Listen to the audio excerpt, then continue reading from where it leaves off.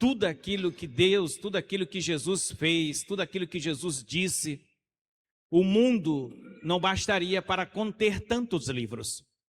E aí ele termina a frase dizendo: mas o que eu estou escrevendo, eu escrevo, e o que eu escrevi é o suficiente para a vossa conversão, para que vocês possam crer. Então tem muitas coisas que Jesus disse e fez que não ficou escrito. Mas o pouco que foi escrito, nós só temos 4 evangelhos, são poucos. O pouco que nós temos escrito é o suficiente para dar direção à tua vida, à minha, e levarmos e conduzirmos para o céu. E essa é sim uma das belíssimas páginas que nós temos. Capítulo 14 de Mateus. E a história, ela nos conduz, todo ouvido, todo coração atento, ele acompanha com mais facilidade uma narrativa. Ele acompanha com mais facilidade uma história bem narrada. Nossos ouvidos são treinados à história. Desde criança que a gente escuta a história. É história para dormir, é história de todo tipo, e enfim, os nossos ouvidos são treinados. Os grandes discursos, por mais elaborados que sejam, nem sempre a gente consegue acompanhar, mas a história sim. E aqui está nesse ritmo da narrativa. Jesus no monte tinha acabado de fazer a multiplicação dos pães, tem que despedir a multidão, e antes de despedir a multidão, ele pede para que os discípulos peguem o barco, atravesse, vá para o outro lado. Esse ir para o outro lado, esse atravessar, é já muito significativo. Vá para o outro lado, vão para o outro lado. Mas enquanto eles estão atravessando, e aqui Santo Agostinho, São Tomás de Aquino e tantos outros padres da igreja vão comparar a igreja no meio do mar, atravessando. Essa é a nossa história. Você jovem, você adulto, você pai, você mãe, nós estamos atravessando o mar, atravessando uma história. Se você tem 20, 30, 40 anos, o que seja, você está atravessando. Todos os dias é uma batalha. Todos os dias tem uma onda a ser superada. E muitas das vezes tem ventos batendo contrário a essa nossa barquinha. Tem dia que o mar está calmo, às vezes até meses de calmaria. E é tudo muito calmo, tudo muito tranquilo. Quando pensa que não, do nada, que nada vem do nada, mas aparece um vento e começa a bater. E bate forte. Quantas vezes nos nossos relacionamentos é 1 ano, 2 anos, 3 anos, 10 anos, tudo na paz. Quando pensa que não, bate um vento, que se o casal não tiver forte, aquele casamento corre o risco de ser destruído. Às vezes é uma doença que bate na casa da gente, às vezes é uma surpresa, às vezes são tantas coisas que aparecem que vem simbolizando esse vento que bate o contrário, e bate forte, e bate, que se a gente não tiver cuidado, a gente afunda assim como Pedro afundou. E eles começaram cedo, e dizem que o vento batia forte durante toda a noite. Um mar agitado, quem conhece o mar, é algo para colocar medo a qualquer pessoa. A qualquer instante, a barca ou o barco pode ser quebrado, pode ser afundado. Mas Jesus só apareceu, só interviu às 3 horas da manhã. Aonde Deus estava, aonde Jesus estava.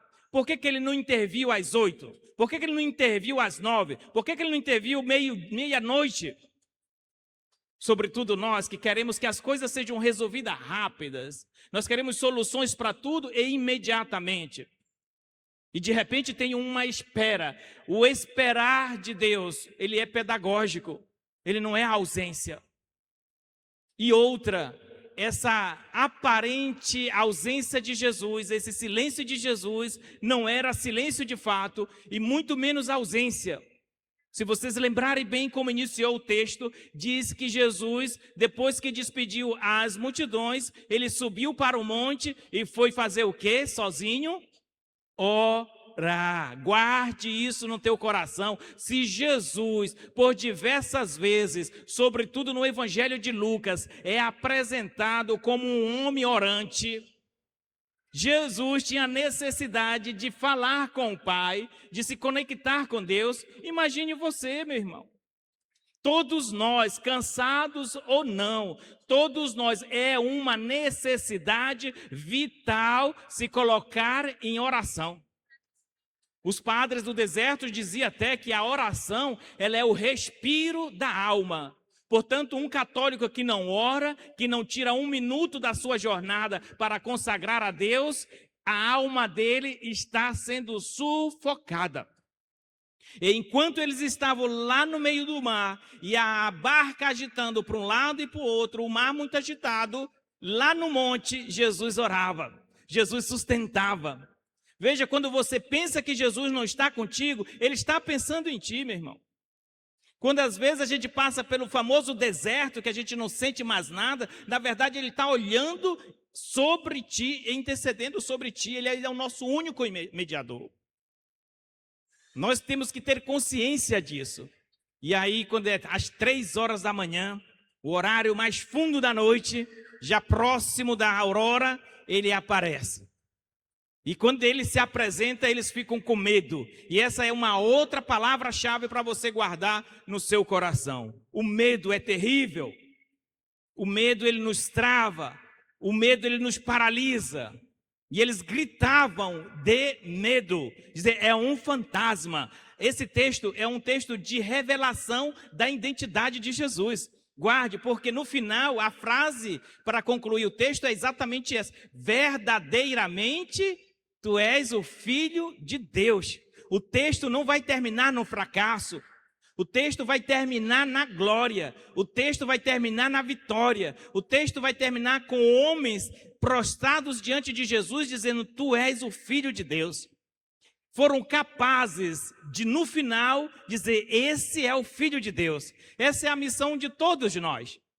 Não só de entrarmos em oração, de nos conectarmos com Deus, mas a capacidade de perceber, de ver, de fazer experiência dele.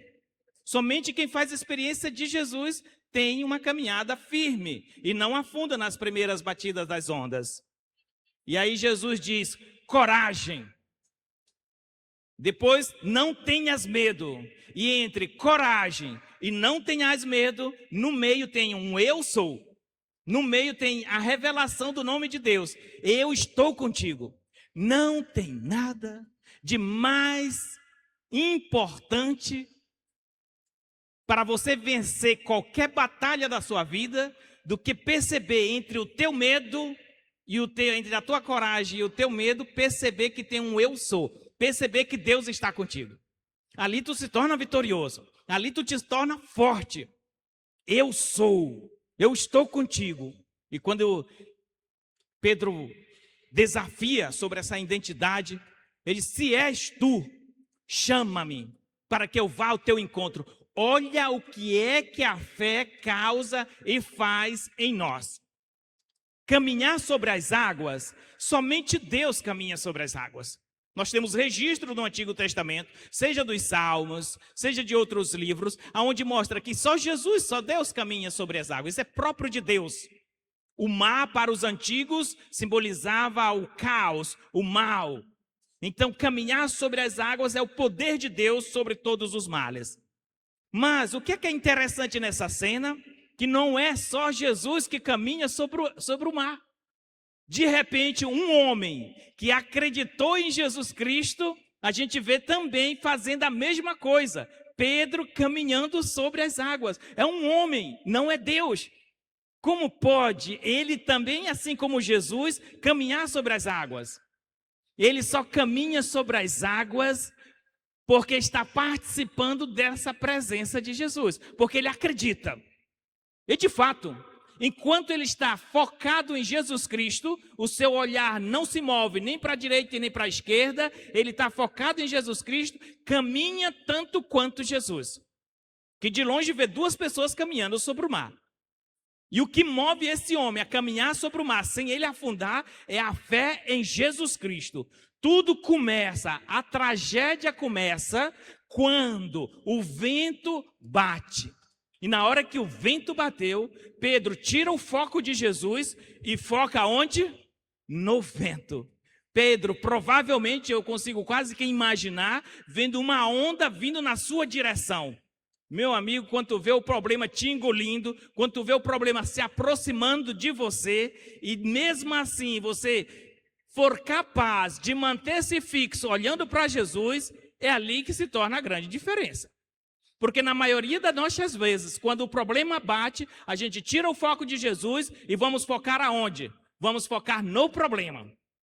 E pasme, quando todas as vezes que nós focamos só no problema e não focamos mais em Jesus, é ali que a gente começa a afundar.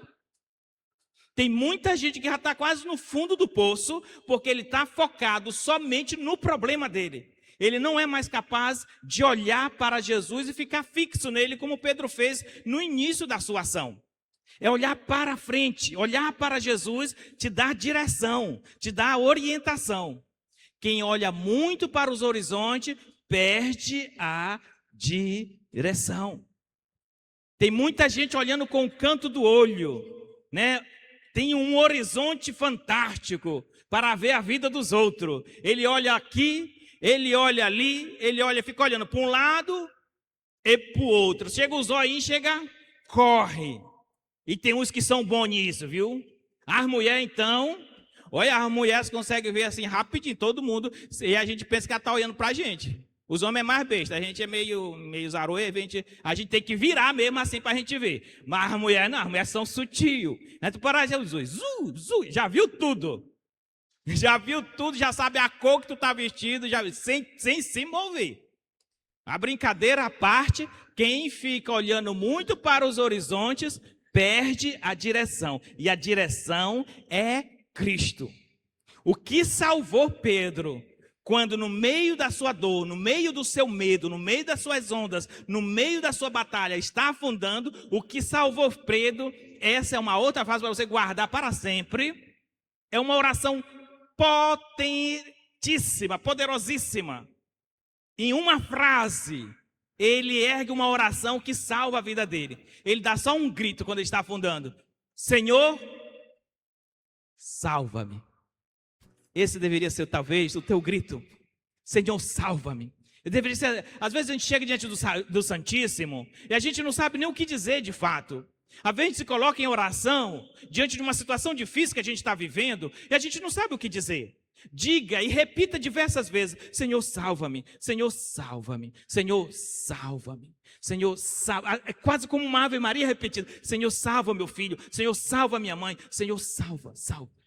Foi esse grito que salvou Pedro. Quando ele gritou salva-me, com fé, o pouca fé que ainda ficou no coração dele, salva-me, Jesus levanta a mão, levanta e diz: homem de pouca fé. Mas aquela pouca fé foi o suficiente para ele gritar: Senhor, salva-me.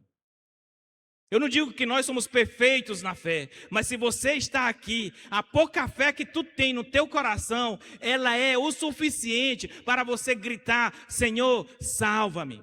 Porque do jeito que está, eu não aguento. Aonde está Deus? Aqui ele foi revelado. Mas na primeira leitura, essa pergunta cabe muito bem. Elias, um outro homem também com medo, se refugiando dentro de uma grota, no Monte Horebe. E Deus Deus diz: sai para fora, porque ele vai passar. Deus vai passar. E aí passa um terremoto, passa um vento forte, um vento que vai quebrando tudo e Deus não está no vento. Passa um terremoto e Deus não está no terremoto. Aparece um fogo queimando tudo e Deus ainda também não está no fogo. Do nada, um vento suave, uma brisa suave. E Deus estava exatamente naquela brisa suave. Aonde tu estás buscando Deus, meu irmão? Quantas pessoas buscam templos, buscam igrejas, buscam tantas coisas e querem algo extraordinário. Somente diante de um milagre eu acredito. Somente diante de coisas extraordinárias eu posso acreditar em Deus. Somente se eu ver um aleijado levantar, eu vou acreditar em Deus. Tu está buscando Deus através do extraordinário, de algo magnífico. E Deus está dizendo: eu estou perto de ti numa brisa suave. Nas coisas simples, nos detalhes, no encontro como esse, no teu sair de casa, e aqui de maneira muito forte, comparando a algo tão singelo e comparando a essa brisa suave, aonde está Deus? Está nesse templo magnífico que nós temos? Está na beleza artística e arquitetônica que nós oferecemos através desse templo? Não. Ele está num pedacinho de pão tão frágil, tão suave como essa brisa. Será que nós somos capazes de, assim como os apóstolos, se prostrar e reconhecer verdadeiramente tu és o Filho de Deus? Quando o sacerdote daqui a pouquinho levantar este pão consagrado, frágil como essa brisa suave, você vai ser capaz de se prostrar diante dele e dizer, tu és verdadeiramente o Filho de Deus? Porque se você for capaz de professar essa fé, é isso aqui que vai transformar a tua vida. É isto que transforma a nossa história. Coragem, não tenhais medo, Deus está contigo. E eu queria deixar essa frase, sobretudo, para os pais. Como vocês viveram esse dia? Festejaram? Hoje não é um dia simples. Não é um dia simples. O dia dos pais, o dia das mães, nunca foi e nunca será um dia plenamente feliz para todo mundo. Não. Hoje tem gente que chorou muito. Chorou muito por quê? Porque recentemente talvez perdeu o pai. Tem gente que chorou muito, por quê? Porque o seu pai não foi pai de verdade. Porque pais, com todo respeito, hoje é o dia de vocês. Mas, muitas das vezes, nós não somos pais que deveríamos ser. Nós não assumimos o nosso dever de pai. E muitas das vezes nós erramos mesmo. Mas umas coisas, filhos, os nossos pais são seres humanos. Os nossos pais são seres humanos. Não tem nada de mais triste também quando os nossos pais, dentro das suas casas, perdem a moral, perdem a credibilidade. Não tem nada de mais triste quando a gente vê o filho tratando o pai como se nada fosse. É triste. E o filho diz, mas ele procurou, mas ele aprontou, eu sei.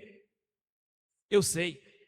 Mas não desça ao mesmo nível. Trate o seu pai sempre com respeito, mesmo quando ele estiver errado, mesmo quando ele não estiver certo, porque ele vai ser sempre o teu pai. Se tem uma coisa que atrasa a vida de um homem, que atrasa a vida de uma mulher, é não ser resolvido com o seu pai. Não ter um equilíbrio de relacionamento com os nossos pais, isso atrasa a nossa vida. Não é só uma questão espiritual, não. Por isso que mesmo ele não merecendo o meu perdão, eu tenho que aceitar. É duro, mas é isso. Porque se eu nego o meu pai, eu estou negando a minha raiz, querendo ou não, eu estou negando a minha raiz. Ele foi injusto, ele não cuidou de mim, ele abandonou, porque tem pai que faz isso. E ele fez eu sofrer, por isso eu não perdoo. Perdoe, meu filho, trabalhe e perdoe, porque naquele dia para você vai ser libertador. Você, pai, tem uma grande responsabilidade. A responsabilidade de ser essa salvação para os filhos. Quando ele salva-me, você, filho, será que encontra ainda esse pai ali pronto? Então que vocês possam ser pais. Hoje, ser pai sempre foi difícil, hoje muito mais. Então que vocês possam ter essa sabedoria de ajudar os filhos de vocês a superar os seus medos, a encontrar a coragem e ter a certeza que através das ações e o testemunho de vocês, Deus está agindo. Não deixe o inimigo agir através de vocês, deixe Deus agir através de vocês. E para que isso aconteça, requer ida ao monte, subida ao monte, ou seja, oração.